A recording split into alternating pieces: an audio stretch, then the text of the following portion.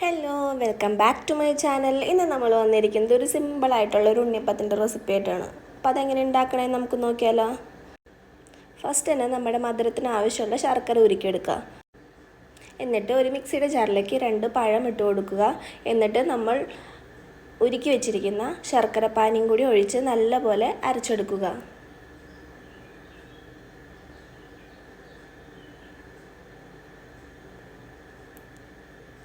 ഇപ്പോൾ ഇതൊക്കെ നല്ലപോലെ അരച്ചെടുത്ത് വന്നിട്ടുണ്ട്. ഇനി നമുക്കിതിലേക്ക് 1 കപ്പ് റവ, 1 കപ്പ് മൈദ, 2 കപ്പ് അരിപ്പൊടി, 2-3 ഏലക്കായ,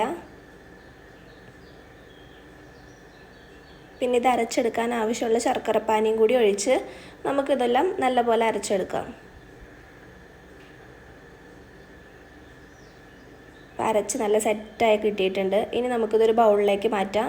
എന്നിട്ട് ഇതിലേക്ക് നമുക്ക് കുറച്ച് തേങ്ങ വറുത്തിടാം. അതിനായി 1 ടീസ്പൂൺ നെയ്യിൽ കുറച്ച് തേങ്ങ വറുത്തെടുക്കാം. അത് നല്ല ഗോൾഡൻ കളറാവുന്ന വരെ വറുത്തെടുക്കുക.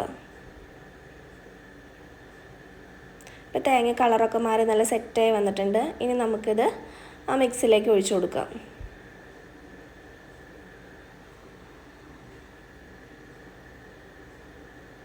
എന്നിട്ടിത് നല്ലപോലെ മിക്സ് ചെയ്ത് കൊടുക്കാം. മധുരം ബാലൻസ് ചെയ്യാൻ കുറച്ച് ഉപ്പിട്ട് കൊടുക്കുക. ഒരു 10-15 മിനിറ്റ് റെസ്റ്റ് ചെയ്യാൻ വയ്ക്കുക. എന്നിട്ട് ഉണ്ണിയപ്പച്ചട്ടി ചൂടായി അതിലേക്ക് നിറയെ ഓയിൽ ആഡ് ചെയ്ത് കൊടുക്കുക.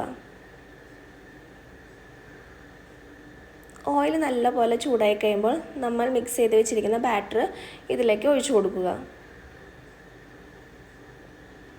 ഇതിൻ്റെ ഒരു സൈഡ് ഗോൾഡൻ കളറാകുമ്പോൾ തിരിച്ചിട്ട് കൊടുക്കുക.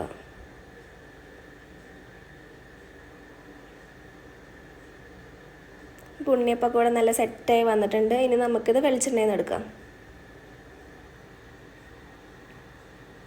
ഭയങ്കര ഈസി ആയിട്ട് ഉണ്ടാക്കാൻ പറ്റുന്ന റെസിപ്പിയാണ്. എല്ലാവർക്കും ഇഷ്ടപ്പെട്ട ഒന്ന് ട്രൈ ചെയ്ത് നോക്കുക.